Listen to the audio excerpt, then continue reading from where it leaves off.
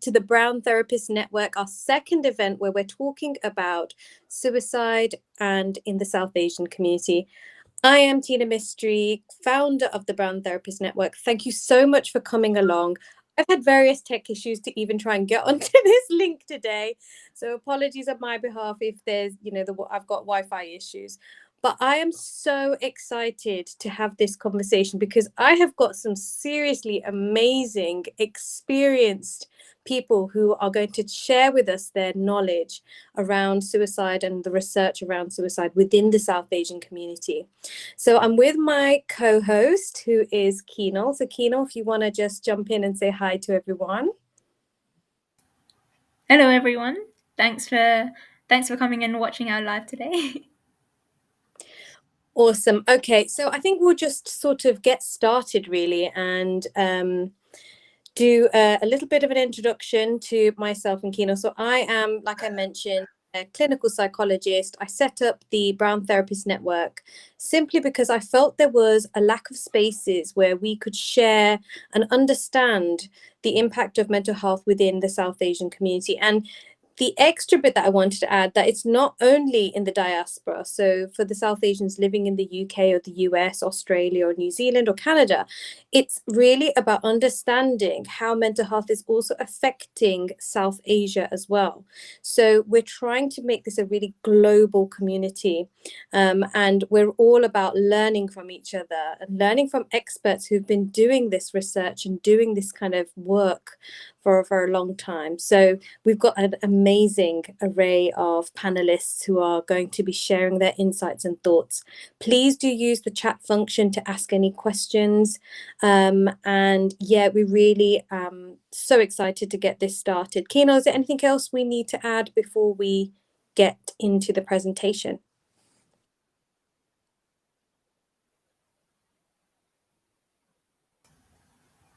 You can hear me, right? No, yeah, I guess we can just kick off with the presentation.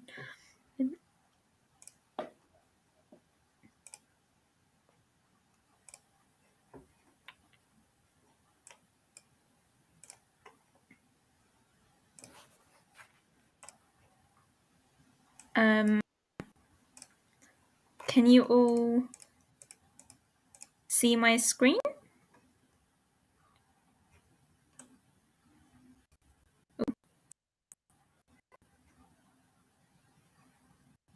Yeah, can you guys all see the screen? Someone might have to say yes or no because I can't see you right now. Yes. Okay, thanks. Yeah, we can, yeah. Okay. So we just have like a short presentation just of some just regarding some basic statistics on suicide and a little bit about how we discuss suicide. So I'm just going to be sharing that with you all. Again, as Tina said, we are the Brown Therapist Network and we're a global community of South Asian therapists. And we really want to inspire learning, growth, development, amplifying South Asian voices and South Asian mental health. So even when we discuss suicide, the language has always been... Keenal? Yeah? Keenal, sorry. I think the screen that I can see is just is not of the presentation. I'm just wondering if is that the same for everybody else? Yeah, I just see a dark screen. Oh, okay. Just a second.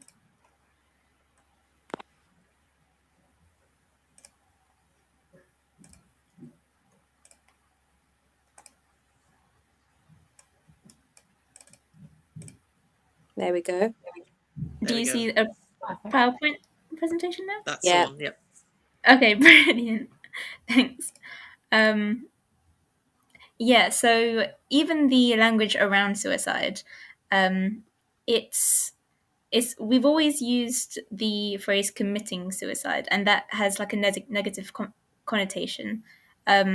It's not a crime that we're committing. It's not adultery. It's not murder. So it's really important that the language that we use reflects this, and that we do say die by suicide, because we don't really want people to feel judged even in a conversation about it. And I think that this has started to change recently, so things are moving forward. This is just what the DSM says about suicidal ideation and suicide. And suicidal ideation is characterized by thoughts about self-harm, thoughts about suicide. It doesn't necessarily mean that someone will commit suicide, but of course we need to watch out for it, because ideation, it could potentially lead to an attempt.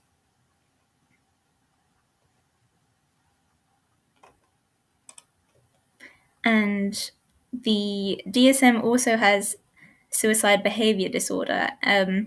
This might be, some people might think that this is helpful, others might think that it's an unhelpful label, because it is characterizing it as a disorder, and there's always a bit of a love-hate relationship with the DSM, I think. But it does say that suicide behavior disorder, it includes, it talks about individuals that have previously made a suicide attempt, and a suicide that's not under the state of any kind of confusion, any kind of altered mental state, or not ideologically motivated. So why are we all actually here? Why do we really need to have this discussion about suicide? Well, over 700,000 people die from suicide every year, and that's just the people that we know of. And of course, there's many more people that actually attempt suicide that we could potentially speak to and help them so that they don't feel that way. And it's one of the biggest leading causes of death in people from the ages of 15 to 19. And a large proportion of suicides are occurring in lower and middle income countries. So it's a really important topic. And within South Asia, like, what do we actually know about suicide there? So suicide rates in South Asia, they do seem to be higher than the global average, but there is a lack of reliable data to actually see this from. So from what we can see, it seems fairly high. So the things that we can't see is going to be even higher. We know that poisoning and hanging are some of the most common methods of course, that should say dying by suicide, not committing. Those are some of the most common methods used. And suicide death rates are higher among men from what we see, except for in Bangladesh. And these are the rates of who complete suicide. It doesn't necessarily cover who actually attempts suicide, which is just something to bear in mind. And the data suggests that India has one of the highest rates. However, India and Sri Lanka are some of the only countries in South Asia that actually publishes their mortality rates to the World Health Organization. So again, there's not a lot that we know in some of the other countries. And in the diaspora, there's a slightly different picture as well from the research that we have here. So what we know in the UK, thanks to one of the lovely members on our panel, is that attempted suicide rates are higher among South Asian women, young South Asian women. And there's also less traditional factors that are associated with suicidal behavior, such as depressive symptoms and hopelessness. It seems to be less common in the South Asian diaspora. So it could be that it looks that there's like a different picture of people that may commit suicide that we might not be aware of. And research in the US has indicated other factors that contribute to suicide, such as domestic violence and family conflict. And also, it suggests that immigrant Hindu women are found to die by suicide at a higher rate. However, this research is before 9/11, and one of our other panel members has also written about the suicide rates in Muslims after that. So that's another thing to bear in mind. So what do we not know? Those are just some statistics that we are aware of, but what do we not know? We don't know a lot, really, because the numbers that we have here, they barely scratch the surface, and we have to dig deeper to really understand the reasons in the community for wanting to attempt suicide and self-harm and have suicidal thoughts. And how can we better understand the impact? So we can only really understand it if we talk to people that are working on the front line, such as some of the panel members that we have here today, or people that are researching it, such as some other panel members that we have here today. So we really need to talk to the experts to really get a bigger picture of it. And why is it important that we are all aware? So even though the people that you expect will encounter people vulnerable to suicide, everyday people like you and me, I'm not a psychologist or a mental health worker, but people like you and me, people that are watching right now, that are not professionals, we will encounter people that will have low mental health at some point in their lives. So we should all commit to kind of learning more and educating ourselves a bit more about it. So yeah, let's begin the conversation. As Tina said earlier, there is a chat function on YouTube, and you can ask the panel any questions that you have about suicide, about self-harm, about suicidal ideation or attempts in the South Asian community. You can ask anything that you want, and they will do their best to answer. And this is the panel that we have here today. We've got Professor Dinesh Bogra. He's written lots and lots of papers and books, over 500 scientific papers, over 40 books that he's contributed to. He's on the board of SANE, the Psychiatric Research Trust Psychiatric Research Trust Charities, is the editor of the International Journal of Social Psychiatry. We have Dr. Nilufer Ahmed. She's a psychologist and an academic.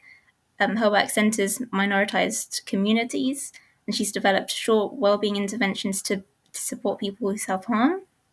We have Dr. Dimple Patel, and she serves on the American Foundation for Suicide Prevention, and she participates in the Out of the Darkness Chicagoland Community Walk. And we have Sandev Panaser, who facilitates open forums for Punjabi men to discuss their mental health, and he also coordinates a mental health service at the University of Birmingham. We have Amelia Noor-Oshiro, who's the first Muslim American to receive NIH funding to conduct original research on Muslim mental health. And her dissertation has focused on risk and resilience factors of suicide in early adult second-generation immigrants. Focused on risk and resilience factors of suicide in early adult second-generation immigrant South Asian Muslim Americans. And we have Simran Pawar, and she's joining us at midnight where she is, which alone is impressive, I think. And she's a clinical social worker in a substance use rehab center. And she's a leading member at Mitram Foundation, a suicide prevention helpline in India. And her dissertation is focused on compassion, satisfaction, burnout, and secondary traumatic stress among volunteers working in a suicide prevention helpline in India. And of course, there is also help and support available out there. And once we upload this live, I'll put links to these organizations. So anyone watching, if you feel like you need to seek help, you can seek help, and we'll provide those resources to you. Thank you, Kino. That was an amazing presentation, and welcome to our panelists. I am, like I mentioned before, I'm super excited, but also deeply humbled by you taking the time out to share your knowledge and expertise with us today. So I guess we'll start off with a few questions that we've sort of thought about. And for us from the Brown Therapist Network, this is something we've been thinking about. And the one thing that we've struggled with is the fact that there is a lack of research on suicide within the South Asian community. So within South Asia, within the diaspora. What is it that we can do about this? What are the issues that are kind of affecting this research? I'll open it out to anybody. Please do just kind of, chip in where you feel is necessary, really. So I'll open the board out, really. Thanks very much for that. I think before I go into the research question, I think there are few things that we need to be clear about, and some of it's already been touched upon. Committing suicide or dying by suicide, definitions do matter.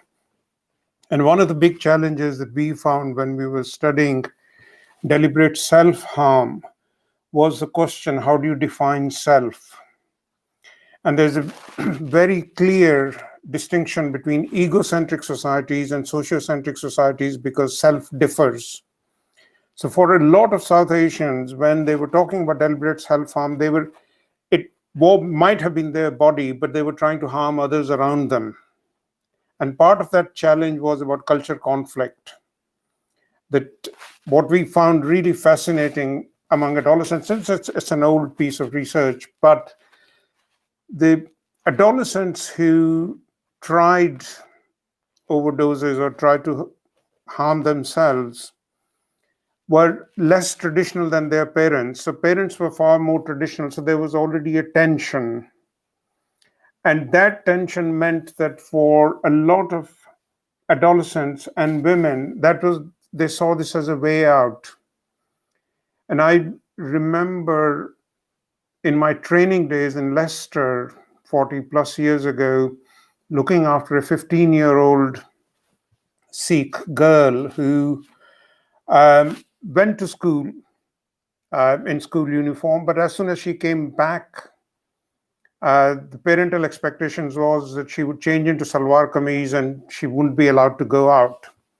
All her mates were going to discos and individuating, and she was stuck at home.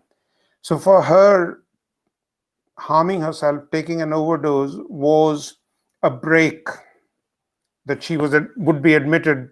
In those days, it was compulsory that if you were below 16, you had to be admitted. So, whether it was for 3 days, 4 days, 5 days a week, it was a break, and parents would then come together, family will come together and support her. But as soon as she got home, the same circle would start.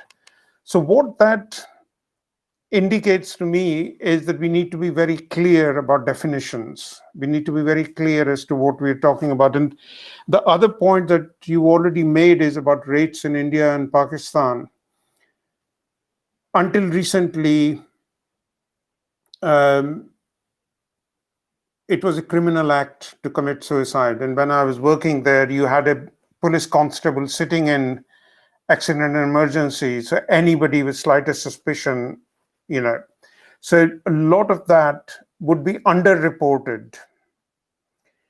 Equally, rather tragically, if you go back to the Durkheimian theories, because he talks about there are 4 kinds of suicide. So there is altruistic one, there is egotistic one, there is fatalistic, and anomic. And a colleague of mine from India rang me over the weekend, and she was saying that when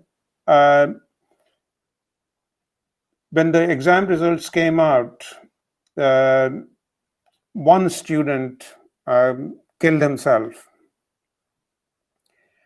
And the government, the local state government, decided that they would give money and jobs to the members of family.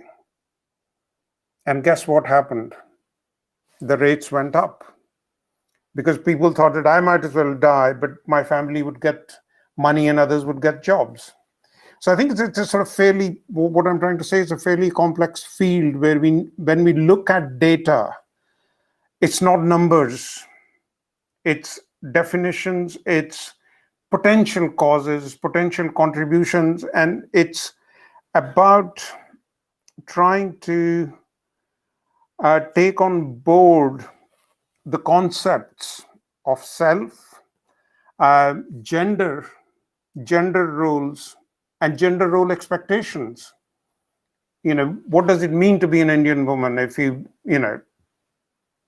coming from a certain culture, certain family background, the expectations So yes, we need to do more research, but the point really is that it's also generational. The pieces that we've already talked about, I published in 1999. So a whole generation has gone past. So it is time to revisit that. Along with some colleagues, we looked at data from South London about 5-6 years ago, and what emerged was that in our original sample, the rates among Black women were very low, and they had started going up about 4 or 5 years ago among Black women, and among South Asian women, they were beginning to drop. So we do need to tease those kind of questions out much more carefully than we have done so far.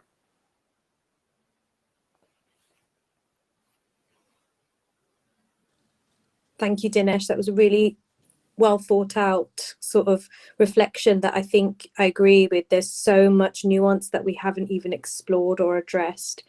I think, who was next? Was it Amelia? Yeah, go for it. Hello everyone. Coming from Maryland, US, not too far from Washington, DC. So thank you for having me. I'm really excited to be here. So I think the major point that I want to make is funding decides what research happens. And part of what is kind of bittersweet about me getting NIH funding is the fact that we're in 2021 and we still haven't had funding to really look into Muslim mental health, South Asian mental health, and the intersection of that. And I truly blame racism. And that's kind of the framework that I come from, that there are certain, discriminatory practices even within research itself and within subject matters and topics like suicide. Suicide over here in the United States can be a highly politicized issue. For example, how we classify a death according to coroner reports can be meddled with, in law enforcement offices that want to kind of spin a story some way, or sometimes underreported within the community. But I think some of the broader themes that Dinesh mentioned also apply with the little data that we have in the US. So for example, and let me caveat this by saying that we don't have subgroup data analysis in the US, which is a huge problem. So we have the racial categories like Asian American, Black, Hispanic, but in terms of de-aggregating that data and getting into the category of South Asian and who counts as South Asian and what countries are represented, not to mention, how we're operationalizing immigrant generations, right? So we have the concept of first generation immigrant, which is a foreign-born person, compared to second generation, who is born here with at least one parent who was born abroad. But that sometimes can get messy in research too, because then you have the 1.5 generation who wasn't necessarily born here in the United States, but came here at a young age and had similar kind of social exposures. So for me, the trouble was, how do I get the federal government to recognize that we are a worthy population to investigate, to study? Because politically, I feel like scientific representation is political representation. And so if we can draw attention to the fact that this is an epidemic that's been going on and we have no real empirical data, then we can get to that. And so one of the ways that I did that was bringing in this conversation of intersectionality. And the concept of intersectionality being that, we are people who hold multiple social identities, which themselves are connected to systems of oppression. And, unfortunately, the NIH, the National Institutes of Health, doesn't recognize certain groups as disparity groups yet. So even though Muslim Americans, right now, research came out in JAMA Psychiatry that compared to other faith groups, they have reported twice the odds of a lifetime suicide attempt. We aren't considered a disparity population because that's not in the funding category. So then how are we going to do the research if we don't even count for the category? So it's like a very counter kind of circuitous argument. And I think one of the last things I want to point out is that stigma, not mental health stigma, but actually stigma against the identity of being brown. I mean, brown is such a broad term. It's highly racialized. Brown includes Latinx people. Brown includes dark-skinned Asian people, light-skinned Asian people. Brown includes a lot of people. It's, race is a social construct.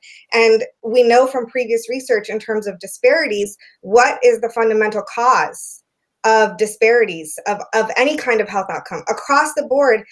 Stigma is a fundamental cause for why we see differences in life expectancy, quality of life.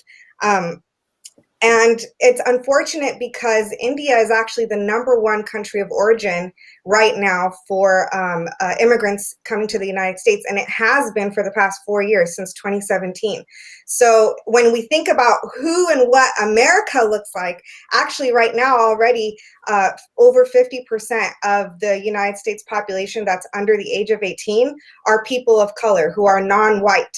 And by 2045, we are going to see a majority-minority population, which is why even the concept of minority mental health is very misnomer and, it's kind of misleading, because it's actually minoritized mental health. And I think brown people, we make up a lot of the world. We've got billions of us.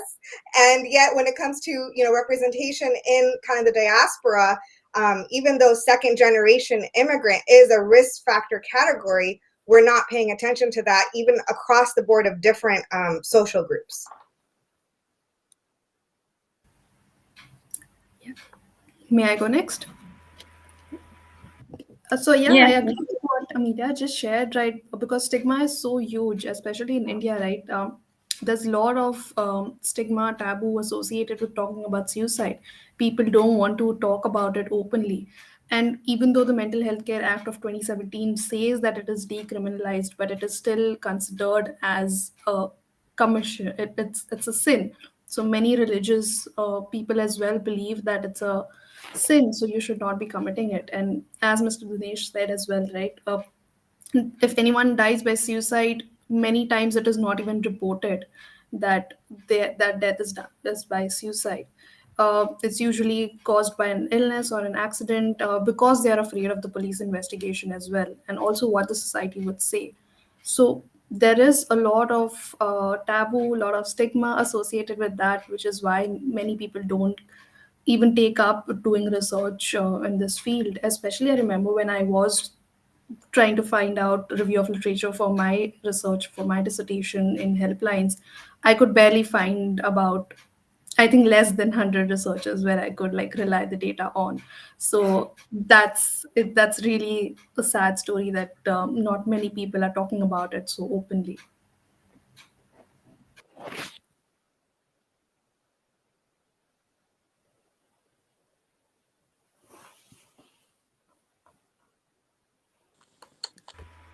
Thank you, Simran. That was really helpful for us to understand the Indian context around it as well. Does anyone else want to add any further comment around research? I will, if that's okay. I think one of the things that strikes me, just pulling on everybody's comments there, is that we're using data that's actually quite old and represents a community and a gendered population that is, as Dinesh says, a generation ago. And the factors that influence people's choices now are much more nuanced, are much more contextually based, and straddle multiple cultural belongings and that intersectionality of identity, of the way structural factors intersect with the communities of belonging we hold. So we might hold identifications across cultural groups, religious groups, social groups, and they all come into form those influences which make us feel as though we belong or don't belong. And so that language of exclusion and inclusion is really important for many young people in this. And I was just thinking about Amelia's language about disparities, and in the UK they're trying to move us towards that kind of language, to not talk about health inequalities, which, as Dinesh knows, I'm quite old, I've known Dinesh for a long time, and so I know your work. And and that language is really important to hold on to if we need to talk about disadvantage, because it links those experiences back into structural factors which impact people's well-being. As soon as we soften the language and talk about disparities, we begin to take away the power that structures have and on limiting people's experiences. And in order to try and understand the motivations that drive people, and there are so many motivations that lead people to think about self-harm, and people might self-harm and never choose to go down the path of a suicide, and they're really distinct populations. And yes, the data tells us that you are at higher risk if you self-harm, but of course that's an independent population in itself. And then there is a gendered aspect as well, and there's the cultural aspect. So the way that men engage in self-harm is often neglectful behaviors, might be chaotic behaviors, driving very fast, using behaviors that are very anti-cultural. That's how we often self-harm, is by behaving in ways that go against our culture. And again, as Dinesh said, who are we harming here? Who's that self? When it's a collective culture, when we go against our culture, we are rebelling against that culture. We are harming that collective self. So it's a massive area of research that's ripe for exploration. And as Amelia says, funding is what's at the heart of that. Can I comment on a couple of points which have come through the chat box from your audience? I mean, one is on stigma and the other one is role of religious leaders. Yeah, I was just about to ask that actually, because Nilufer kind of already touched on that. So yeah, how about working in collaboration with religious leaders to raise awareness to reduce stigma? I think, one thing that we always forget, what's the purpose of stigma? Stigma has a point. It's about creating the other, which validates our own identity. So as a result, it has a role to play. So if you eliminate it completely, it can't be done. There'll be other reasons. So it would be a mixture of working on different fronts. You can reduce it, but you're not going to be able to eliminate it. On the other hand, stigma leads to discrimination, which can be changed in law, like decriminalization. So you've done it. Now, there's a very interesting example from Gujarat. There is a Muslim Peers Dargah where people with mental illness go to pray. So it took the Gujarat government to work with religious leaders for about 2 years. So they then set up a clinic on the premises of the Dargah. So now, when people go in, nobody knows whether they're going to pray or whether they're going to see a psychiatrist. So psychiatrist, a nurse, and a pharmacist are based there. So if the individual needs medication, the pharmacist will not give it to the patient. Pharmacist will give it to the religious leader, who will give it to the patient saying, this has been blessed by the Baba. So you can imagine that the compliance is 100%. So those kind of innovative things, and I remember interviewing some Obeah men in Trinidad and imams in Trinidad, and they were very clear that they will be able to deal with common mental disorders, anxiety and depression, not addictions, not schizophrenia, not bipolar disorders, that they are somebody else's, they should be in hospital or see a psychiatrist, psychologist, whatever. But Obeah man had a very clear treatment program in his dwelling. Basically, there was a kind of dormitory where people went in for 3 days, 5 days, 7 days, 10 days, depending upon the severity and symptoms. And he would then, along with prayers and along with activities like, giving them garden space to do gardening and, other occupational bits. So it can be done. It is just that we've become so entrenched and comfortable in our own patch that we are not willing to reach out. And every religious book that you read gives stories about how people feel stressed. I mean, you read Guru Granth Sahib, you read Ramayana, and Ramayana has a sort of very interesting history, family history among Suryavanshis of depression and suicide, and what to do. And similarly, the Gita is a cognitive behavior therapy module. But we never think about it like that, because somehow, if we acknowledge that, we are not scientific enough, which is not true. I mean, I think we need to be looking outside the box, learning from each other. And, this wonderful work that's going on in Gujarat or in Port of Spain, why can't we sort of import that here? I just want to jump in because Dinesh, you touched on this point that I'm also really passionate about. When we think about, right now what's going on in the US with trauma-informed mental health and even understanding the classification of PTSD and complex trauma. And then there's this huge movement for mindfulness and meditation and even trauma-informed yoga. And I'm sitting here thinking my people invented that centuries ago. And only now is science recognizing these traditional modalities to treat issues like suicidality and depression. And when we look to other scientific literature for what helps prevent and reduce suicide, for example, in the American Indian Native American population, the indigenous folks here in this country, one of the most effective means of reducing that has been storytelling and narratives shared by elders in the villages. And the elders essentially counsel the youth and tell them the stories of the village, tell them the story of that collective identity. And so there's already kind of this built-in sense of belonging. Yep.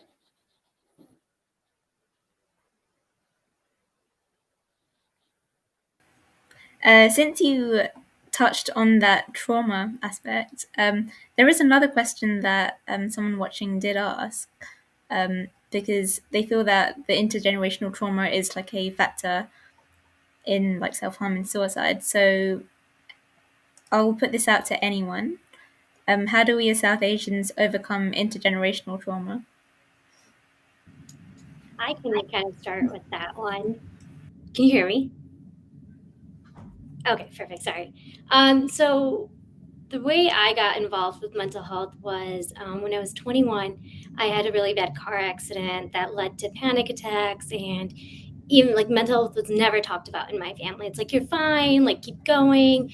And at that time, my mom was don't even tell your dad, he'll make you leave school. And so it was kind of hush, hush.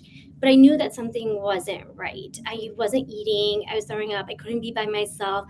Typical behaviors, abnormal behaviors for me. And I was a junior in college. And I remember that there was a Muslim prayer center, and I went to DePaul University in Chicago, and I would run past it to go to the counseling center because I didn't want anybody to see me going in. But it was also that stigma and shame of I'm going to seek therapy, and it's never talked about that. What are my friends going to say? And I'm very the social, outgoing person that personally I felt that shame that there's something wrong. And even then, when I was asked if I wanted to work with a South Asian therapist, I said no at first because of what are they going to think of me?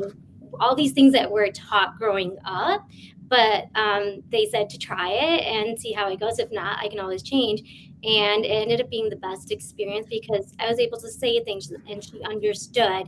And it was much easier of a dialogue versus that fear of that judgment of what somebody else is going to say. And actually within that, I fell in love with the process of psychology, ended up going to grad school for it for myself. And I think somebody mentioned that part of it where that collective culture piece of it versus the individual piece, where in the American culture, right, very individualized, and it's hard kind of balancing both cultures at the same time when you're grown up very traditional. And so for the first time at 21 years old, I was talking about me and myself versus the cultural expectations and the identity, what I was told. And being Indian, being Patel, all right, what's the stereotype? Going to med school, becoming a doctor, all these things. And I was struggling with that because that's not what I wanted to do, but I felt that expectation and that I had to do that. But fast forward a few years, 2 years later, in 2011, my mom died by suicide. And so actually this year had marked 10 years. And for many years, I didn't talk about it at all because of like the shame and stigma. And initially, my family had said it was a heart attack. And obviously everybody talks and they find out about it. And it wasn't until even later that I finally kind of connected it that mental health does run in my family, but it was never talked about. And I use like my story and my mom's example of we were both born in India, but raised in two different cultures, that even though I live in America, but I was able to go to therapy in secret, and sessions were like $5. And so I could do it under the radar without anybody noticing. But that was like a privilege that I had, and access to that, versus there's a lot of people that don't have it. And even the stigma, and especially like some of the toxic comments in the South Asian culture, where it was said that we wanted this to happen for the insurance money. Still, I do not know who said that, but that broke my heart. And I didn't like speak about it for many years.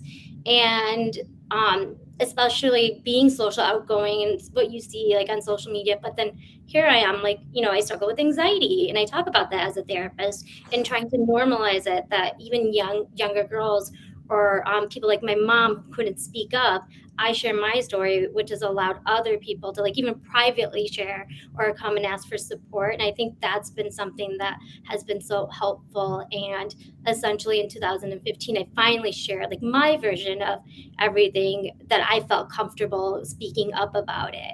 And it's taken a lot of time and courage, but you still are going to get that backlash from other people of like, well, why do you keep talking about it? And my dad sometimes says, you know, why don't you just like let it go, just keep going.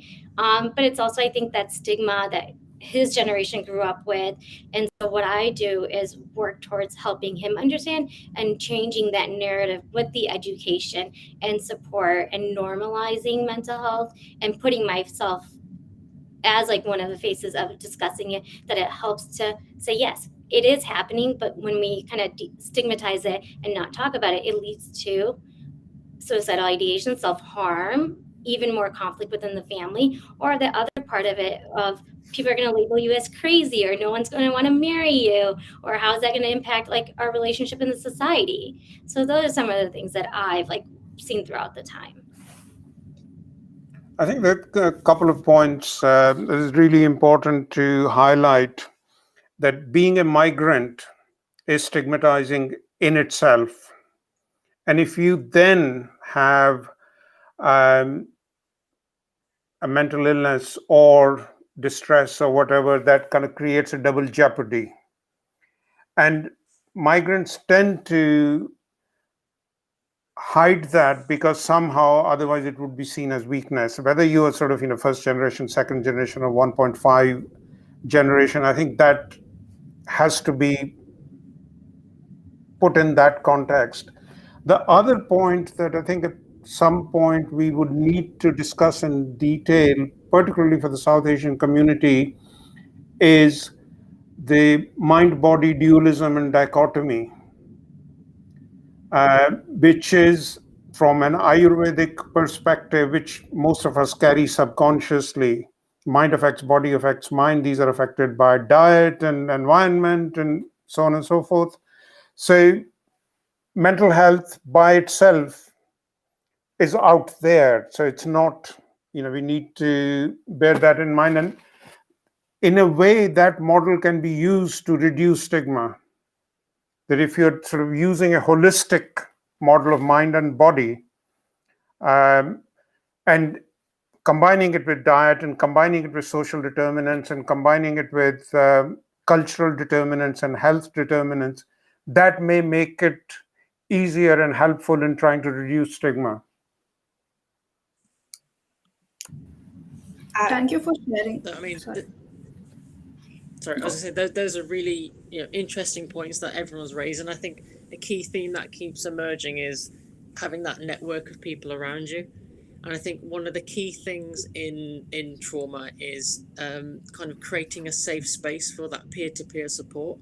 And I think we find that a lot of us do actually want to talk about these things, but are so scared in our communities to do so for the fear of what other people think, that actually having a space that's created by a small group, just simply observing another group talking about it, again, helps to normalize and destigmatize talking about things related to suicide and self-harm.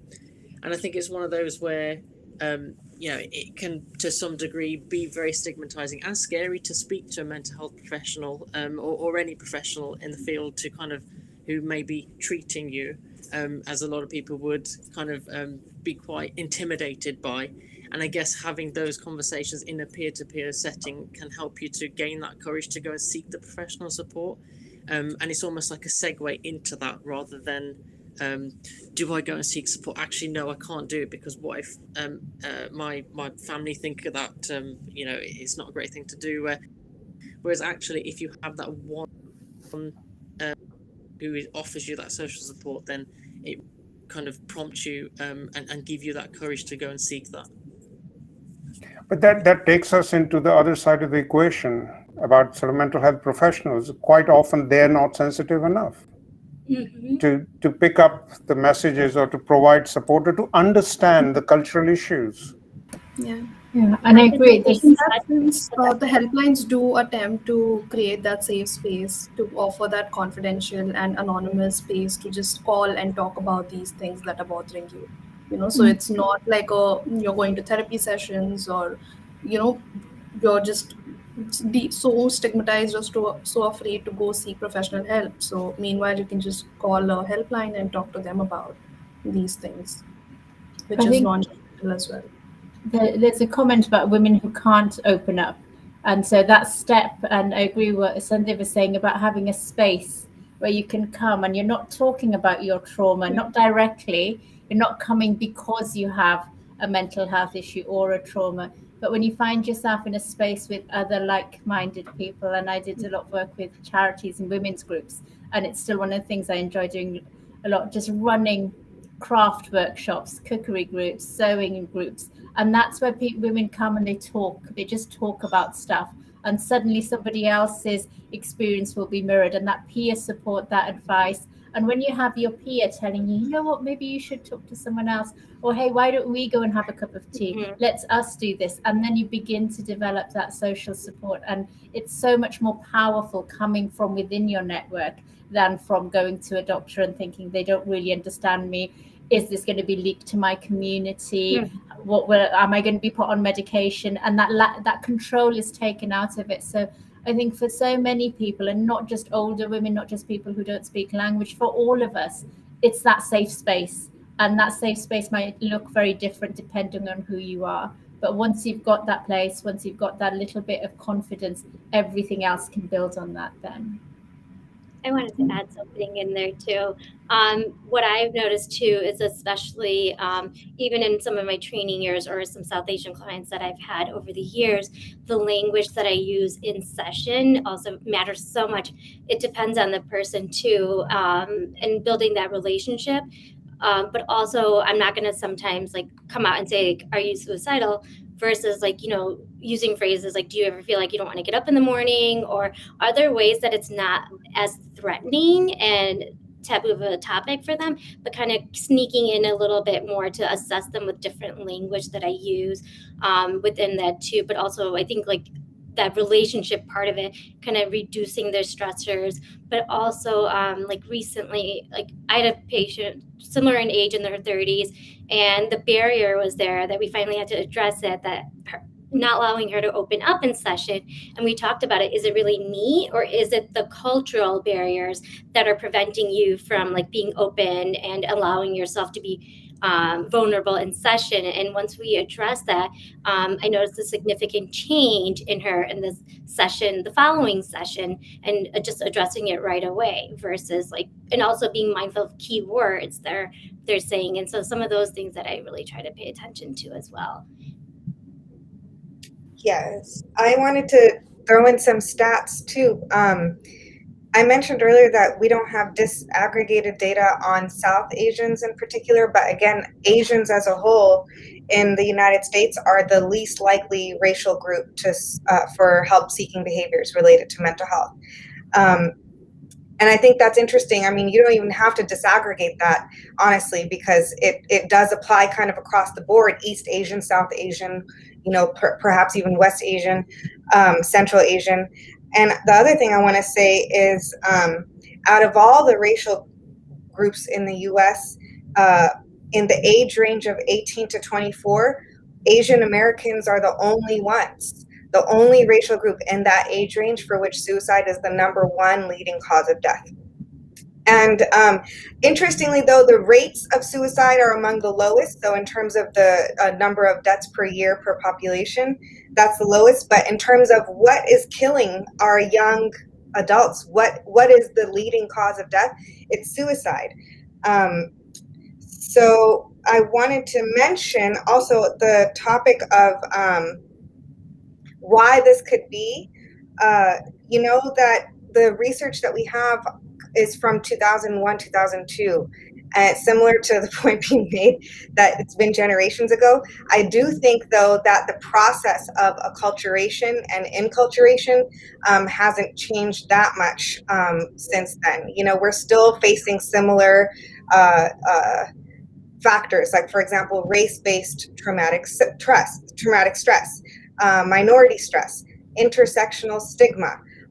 So, for example, in my the way I even got the funding, by the way, because I was told that they would not fund a Muslim mental health study. I was just flat out told that, and that's why my first round was rejected. And the second round, I had to come back with little sneaky little loophole where I said, well, we're not just Muslim, we're also South Asian, and we're also second generation immigrants, and we're stigmatized on all three fronts. You know, like, who wants to be an immigrant in this country? There's so much xenophobia and nativism. Who wants to be South Asian in this country? Even South Asians want to be white and want to look white, right? And then who wants to be Muslim? Like, no one wants to be Muslim. Even Muslims don't want to be Muslim because of Islamophobia in this country and in other countries. So we're facing that intersectionality of the stigma. And so that's what ultimately got me to get this funding, was telling them, like, look, we have all these structural violence factors, you know, that end up being internalized as self-directed violence, which is the definition of suicide.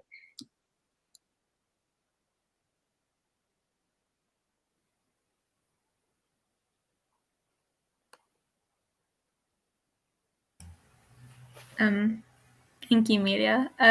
We have another question from the audience. It's asking, could you speak a little bit more about the egocentric versus community-centric perspectives and conceptualizations of self-harm and suicide for South Asians? Do you want me to have a go at that? Yes. Thank you. This partly emerged from work of a Dutch sociologist, Geert Hofstede, who's talked about, he kind of started working with multinational companies and studying their culture of the company, and then he applied it to real cultures in that sense. So there are 5 dimensions. The first dimension is egocentric, sociocentric. Egocentric basically means I, me, myself, and your responsibilities to your nuclear family, not necessarily to your parents, but a sociocentric is very much a kinship, tribal-based, a group loyalty. You're not who you are, you're part of that group. So your identity is with that group. Now, one of the challenges is that as cultures change, Indian culture is in transition, has been for the last 30 plus years. So you don't see as many sociocentric groups as you did before. The sociocentric groups work for the benefit of the group, not for individuals. And egocentric is in pretty well individualistic. There was a Israeli social psychologist Schwartz, who then created a model for classifying cultures, and another psychologist from Zurich, Andreas Merker, did secondary analysis of rates of common mental disorders, which WHO had collected in 20 plus countries. And he applied Schwartz's model and showed that cultures which were egocentric had higher rates of common mental disorders, higher rates of crime, higher rates of divorce. And there was a whole, disparity in incomes and all that. So the model works well, but that also means that in South Asian community, if we believe it's sociocentric, then family work would work better rather than an individual one. So egocentric psychotherapy may not work, whereas much more family-based work may be more successful. And similarly, I think it's Hofstede divided cultures into masculine and feminine. So masculine cultures are where men hold the power, largely Latin America, lots of South Asia.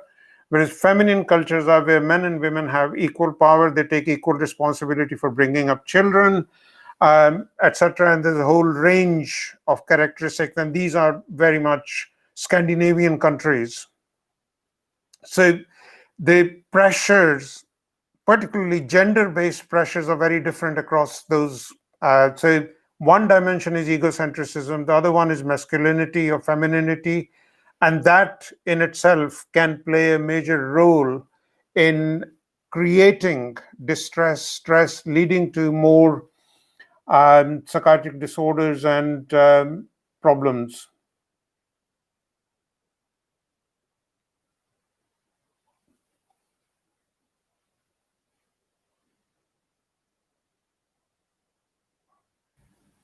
To add on to more to that, many times people think that self-harm and suicide go hand in hand, but that really is not the case. Yes, they don't. A person who is harming themselves may not have intentions to die by suicide, and you know they're going through so much of distress, so much of emotional pain that they would just want to express it somehow, which is why they engage in self-harm as well. And there have been a lot of studies which shows that engaging in self-harm do release chemicals that give you pleasure as well. So it's more like a temporary relief than a permanent solution of ending the pain completely. So yeah, there's a lot of things that go behind harming yourself and then thinking about to die by suicide as well. But And also, I then, think with self-harm, two other things come along. I mean, one is eating disorders, and the other one is sexual dysfunction. Yeah. So, and to my mind, they're all related to gender role and gender role expectations. Also substance use. Many adults may Yeah. engage in substance use as well. Alcohol is a form of Yeah, self-harm, of course. excessive alcoholism. Of course. Yeah, I and we wanted see to make a proportionate number of substance abuse within particular South Asian communities, as we know in the research. Have we got any more questions from the audience, Kino, that we want to address?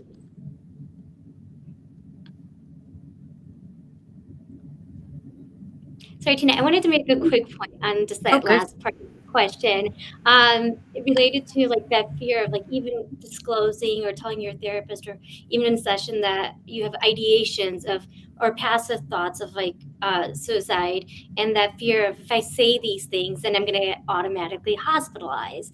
And that's something too that I work a lot with my clients of, if that comes up, that doesn't mean I'm going to hospitalize you right away. Let's go through what's going on and assessing for that, and like not like assuring them, but also like looking at what is going on and support factors, protective factors, and the level of risk outside of session, and connecting with them on a weekly basis as well. Yeah, that's a Yes. really good point. Many people have so much of fear that they may be judged by the therapist, or they may be judged by their psychiatrist, and they'll be immediately hospitalized. And what will they tell their friends? What will they tell their family? And that's a big stigma, especially in India. Many a times you don't even have the available services to become hospitalized. They may be just given a medications and sent home. Um, uh, if provided they are comfortable going and talking to someone about it, and in those cases, helplines do really play a huge role in that, to bridge that gap, to make them feel comfortable to open up about these thoughts and talk about it in a safe space, like Sandeep as well mentioned earlier. you know uh, Majorly how we operate helplines in India is we don't really give any solution. We don't give any advice. We don't even take any details from the callers who are calling us. It's completely anonymous and confidential. And most importantly, we believe in self-determination, because we hope that talking about that pain, sharing about what you're going through right now, is maybe a step towards unburdening yourself, and also knowing that there is someone to listen to you without immediately judging you, without giving you a lot of medications, without just telling you, okay, go to a hospital. So yeah, in that sense, there has been a step towards the progress, if we can say, but yeah, a long way to go yet. And that's And such a on good that, point. And I guess, sorry, as I said, just a very short one. I think that's a very good point. And I guess a lot of it comes down to, again, with language that we use. So saying words like, isn't necessarily always a good thing, but kind of rephrasing that in terms of emotional health, or just your talk about your feelings. So kind of like saying it in a way which doesn't use those stigmatizing words. And then again, you can slowly introduce them later on, but it's just having that space to talk. And it doesn't necessarily have to mean, right, we're going to sit down, we're going to dedicate half an hour to talk about your mental health and how bad you've been feeling. Let's talk a little bit just about how you are, and using words like what's happened rather than or what's going on for you rather than what's wrong with you. And I think that seems to be quite a direct question that people ask quite often, because I think that's a lot because of their own anxieties around, right, there's someone here who seems to be in distress. Oh, I'm not quite sure what to do. How shall I approach this? And then it's kind of trying to wrap up the conversation very quickly and trying to pass it on to the next appropriate source of support, and kind of handing that responsibility. Whereas I guess if we have that kind of empowerment and just that bit of knowledge on how to have that conversation with people, it eases our anxieties and it isn't contagious to the person we're speaking to.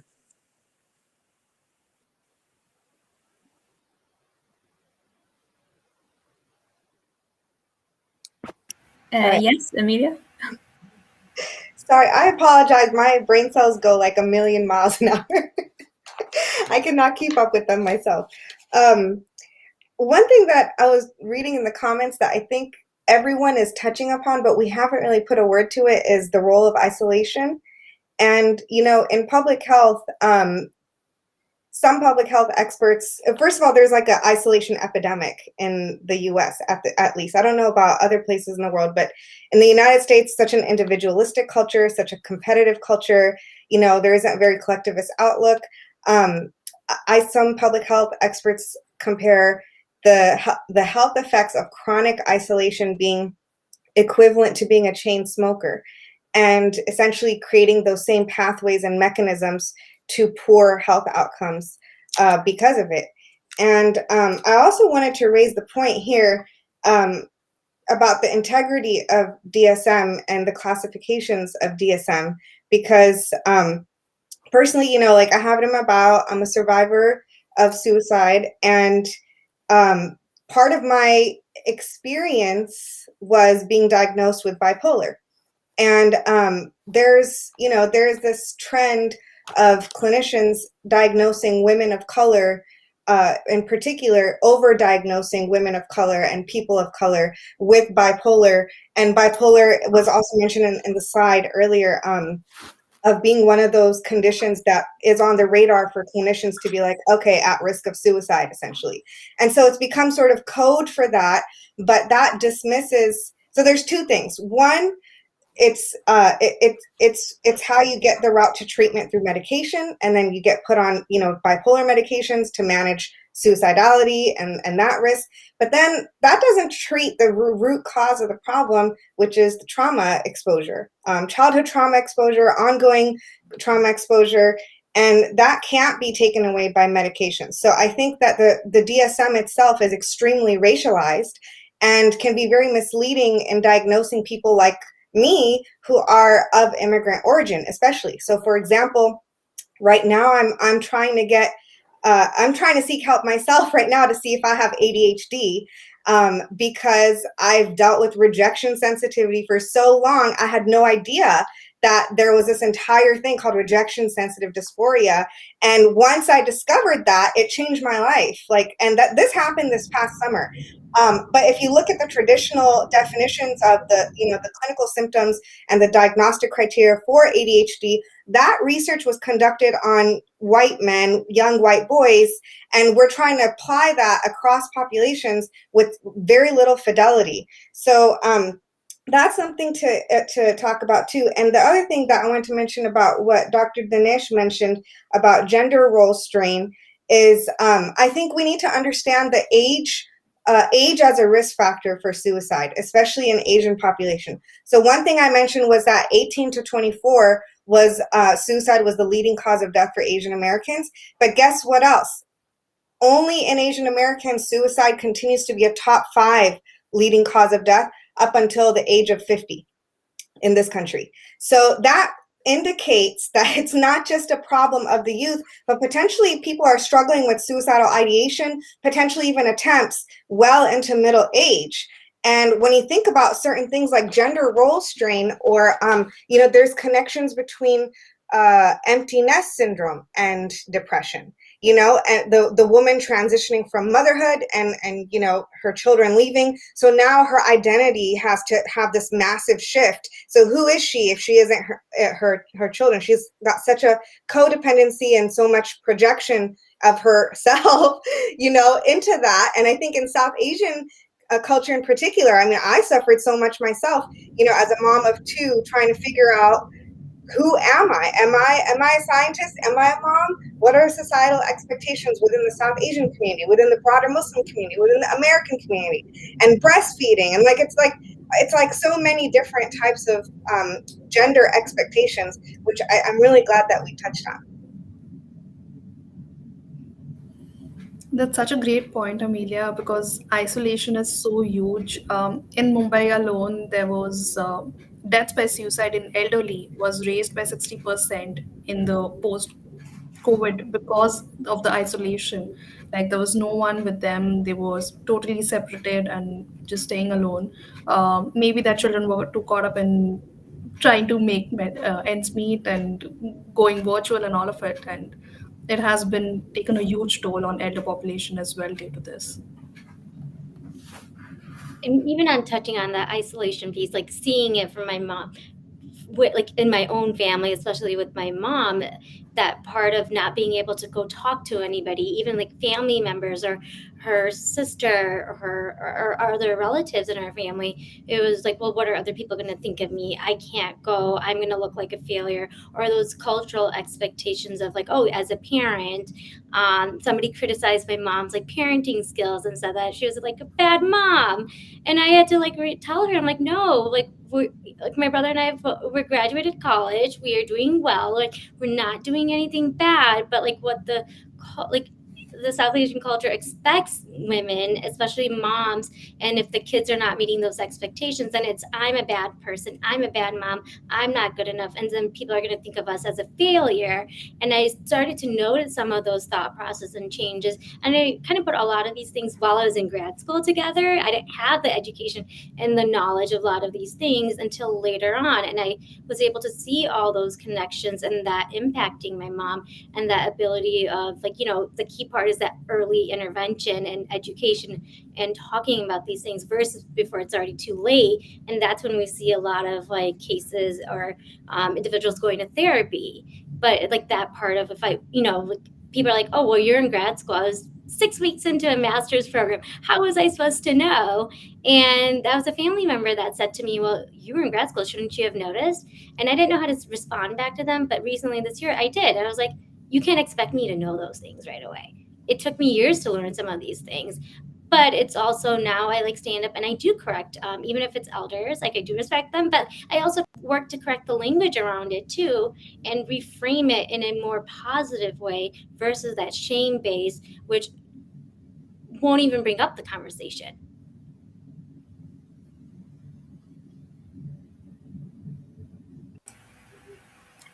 Yeah, it's great that you brought up that shame. And it is great to correct people on the language, like you said that you do. One comment that came through a little while ago, some of you have kind of already touched on this, like in the various communities, but this person wants the Punjabi community to be addressed, and also substance abuse. So because they think it's an overlooked topic. Does anyone have anything to say on this? I don't think it's overlooked at all. I mean, it's fairly well known that Punjabis have high rates of alcohol abuse, and it's again. I mean, I think if you see the gender differences, men are much more likely to show high rates of substance abuse, and you could argue that when men feel depressed, they act out, and when women feel depressed, they take it in, and that leads to self-harm on the one end. And men, when they are feeling high or try to use drugs or alcohol, and particularly among many South Asian communities, it's a sort of fairly commonly observed phenomenon. But the tragedy, as ever, and as I said earlier, is that quite often health professionals, mental health professionals, or health professionals do not see it as a problem and do not wish to explore that because A, they don't know what to do, and B, they think they're being culturally sensitive and by not asking those questions, which is ridiculous. So I think that tension in terms of training health professionals towards cultural competence is a key essential step in making sure that everybody feels equally comfortable asking anybody those kind of questions, irrespective of their heritage, irrespective of their ethnicity, irrespective of their racial, cultural group. So I think we need to sort of do it both as a public health model and also as a training educational model of the carers and families on the one hand and professionals on the other.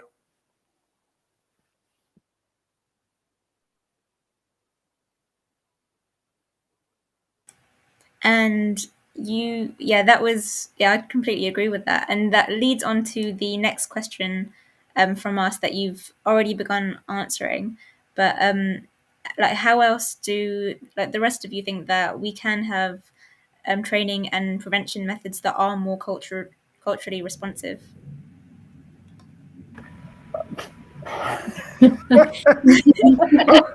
How much time do you have? You want my dissertation? I'm happy to talk. I think because so many allied mental health professions are just doing so poorly. And I'm a psychologist, but I've retrained very recently as a psychotherapist. And so I was doing mental health work in the community for a long time, and it kind of inevitably came to this. But the training is so poor, and we can't do anything about it when institutions will not own up to their institutional racism.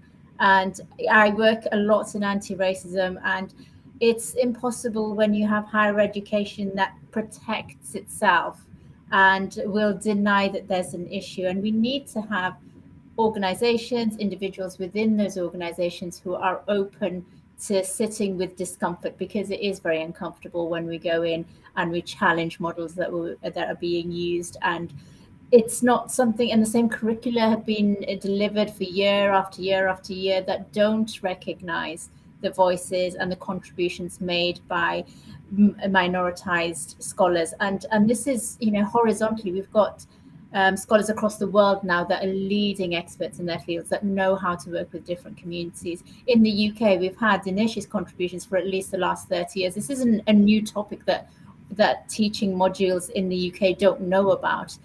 There's lots and lots of evidence here, but lots of organizations choose not to engage with that. And that's really frustrating. And that's why we see lots of minoritized people drop out of therapeutic courses. They're not cheap in the first place. Then you enroll on one, then you get a huge amount of ostracization and people tend to drop out. And we've recently seen lots of discussion about psychology training courses and how competitive they are. And of course, we don't have the social networks for those. We don't have the capital, the social capital that we can trade in order to be able to get us into those positions. So suddenly we're applying for positions and everyone else has done internship, has shadowed somebody, knows someone else, they know the language, they know how to behave in those spaces.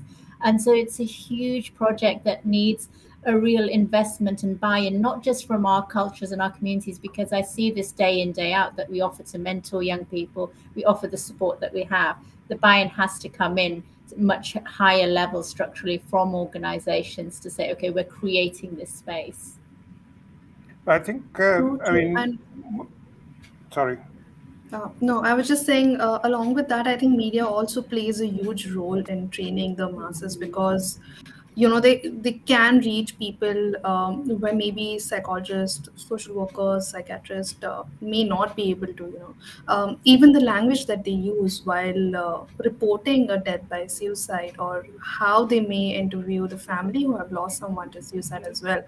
It is really, really bad. And I think it can be more sensitized as well. Promoting accessible resources as well through media to the people, to rural areas where it is not possible for them to actually go out and seek therapy or get any mental health professional help as well. So I think media does play a huge role in training in this aspect as well. Definitely. And I think Dimple had something to add to this question as well. I think a lot of that, part of my dissertation touched on this as well for therapists and providing culturally sensitive practices, because even through the training that I had gone through, there's one time where during group supervision, somebody talked about general Asian culture and parenting and styles. And I had to jump in and kind of be well, that's kind of normal in our cultures versus it's different in the European or even American culture. And I had to say it out loud, even though that person disagreed with me. But I felt like I had to interject in that, yes, we have certain things that you may think are abnormal in the American culture, but versus in the Asian culture, South Asian culture, those are normative for us. Yeah, there is that education and pressure and to succeed and stuff, but that's also treated differently versus the American culture. And I've noticed that even in certain training in grad school, I had one class on diversity. That was it. And when I switched to my second doctorate program, I left my first one, but there's one South Asian professor I had, and she ended up being my chair for my dissertation. And it made my study so much better because I was able to get the direct feedback, accurate support that I needed. But there aren't even that many South Asian women or even professors in doctorate programs and even clinical psychology. And when I saw that, I'm wait, I want to be like you. I want to do what you do. I want to have that support and that mentorship and guidance. But also what I realized too, what I wasn't seeing, I had to start speaking up for it. And especially my advanced therapy practicum year, I had a postdoc supervisor. He was white. I was being Indian and stuff.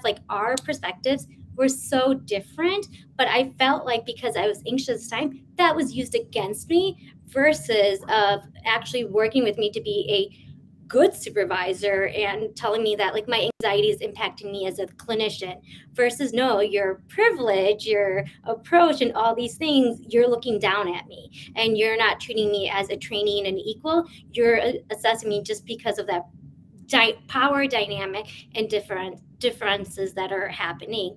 And so even with, like, you know, after losing my mom, once I started volunteering with the American Foundation for Suicide Prevention Illinois chapter, the more work I did, I like to push my way into it, and I got the nomination to join the board, and I was the first South Asian female to be on the board, and it's 3 years this year, so I'm very excited. And so what I like to bring to that is that part of, here's my experience, here's a population that's not talked about, especially with suicide, and normalizing those experiences. And so I do get a lot of private messages, even from some people in India talking about PsyD programs and stuff, but also helping them connect. And the other part is, the more we share our stories, the more we talk about these things, which I'm noticing more and more of, more people are reaching out even privately to ask for supports and resources, or where to go, even to types of questions.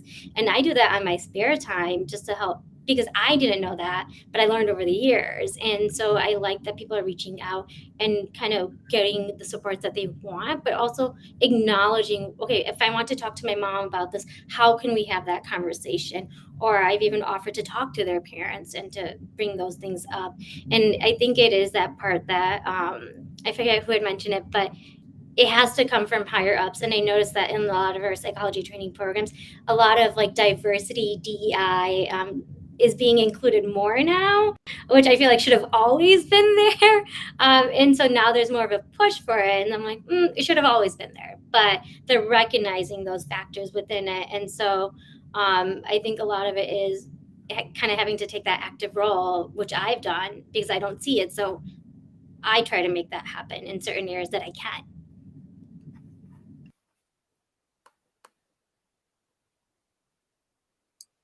Thank you, Dimple. Yeah, I wanted to talk about this question: how can training and prevention methods be more culturally responsive? In addition to what you highlighted about our lack of diversity training, which is like an epidemic on its own, I wanted to mention that, you know, some of the stuff that I do online, like I'm a part of the Facebook group Subtle Curry Traits, and I advertise this event on that group.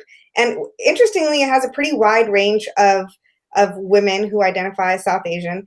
And one of the common topics and themes that comes up very often is survivors of narcissistic abuse. And I think that that's a topic that we should just touch in a whole nother panel, because we don't have enough time to do that. But there is in my view, a very intimate link between surviving narcissistic abuse and struggling with suicidality. And also, you know, in terms of domestic violence, intimate partner violence, those are connections that I think when Dimple was mentioning parenting styles, I think those need to be factored into what's considered a norm for our culture. And you know, what American DSM classifies as narcissistic personality disorder, and then versus what are just traits, like personality traits, I think those lines are a lot more blurred in South Asian culture. And it's also just is it a cultural issue, or is it an individual personality issue? Is it a parenting issue?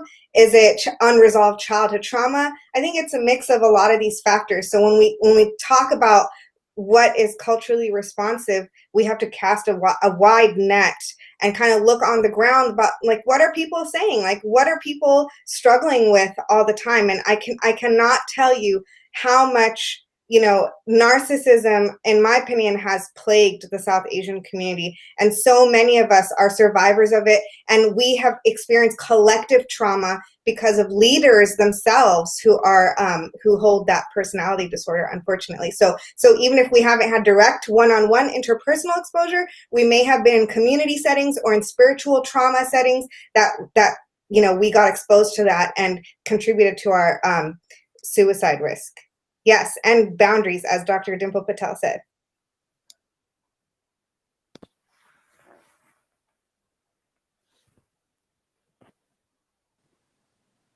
Thank you so much. I'm just mindful of the time that we're coming close up to 9 p.m, which is when we were due to finish. Do we have any final closing comments or any questions that we just could quickly answer? If possible, Kino, is there anything that we have missed out? There were a few questions at the end. which I think we may be able to provide a brief answer to. So Sithra asked, in the context of structural oppression, when South Asians talk about American culture, she becomes curious about why we avoid saying white culture or white American culture, because that seems distinct from Black American culture to her. If anyone wants to answer that.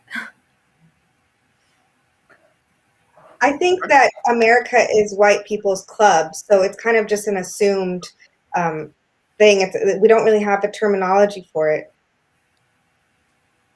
But I suppose the same applies to white British culture as well. But what people forget is that cultures are not homogeneous. Even within London, London is a collection of villages. And, the culture in Brixton is very different from Camberwell, which is very different from Peckham, which is very different from Hampstead, for those of you who know London. So I think part of the challenge for all of us as clinicians is to put the person in the center of any kind of therapeutic intervention. And mental health is far too important to be left to experts.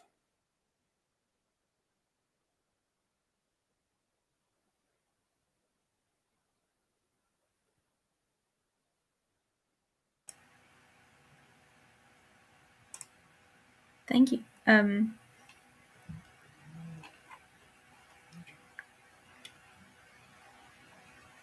that's the last question that we had from the audience, I believe. Awesome.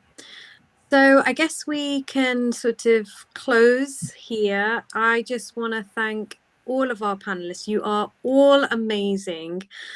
We've got breadth and depth here, and I just want to applaud you. Thank you everyone for staying up late, spending your Wednesday evening with us. I do hope that everybody has found this helpful, and if people do want to contact any of our panelists, please do. We'll kind of put all their contact details in the notes when this stream becomes live on YouTube as well. If you have any comments or questions, please do engage with us on social media. We are on Twitter, we are on Instagram, and we also have a Facebook group. If you are a South Asian therapist and you want to be part of a network or support system where we support each other. Keenal, thank you so much for obviously being an amazing co-host. And I would just like to say thank you, everyone. I wish you all a great evening, and I'll hopefully see you all soon. Thank you, everyone. Thank you. Bye. Thank you so much. Bye. Oh. Bye-bye. Bye. Bye. Bye, everyone. Yeah.